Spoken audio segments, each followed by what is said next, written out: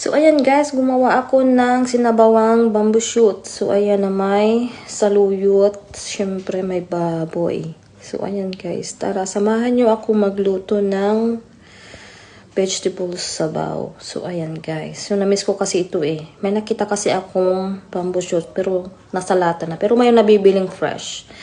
So, ayan guys, may sitaw ako dyan, may kamatis. Siyempre, gisa-gisa na natin sa bawang at sibuyas.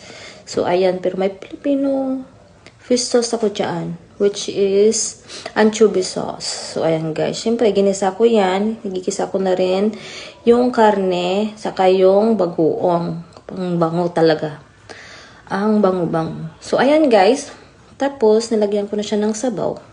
Of course, transfer ko na sa isang bowl. Tapos yan, nilagay ko na rin ang ating bamboo strips. So, ayan.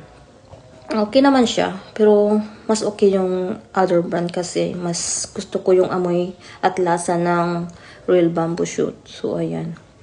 So, ayan guys, after pakuluan, palambutin yung karne, syempre, ilalagay na natin ang sitaw. Pakuluan, lutuin hanggang naluto na. So, ayan na guys. Luto na. Serve na natin.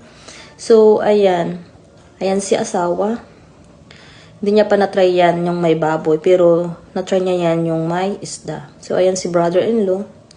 Grabe siya.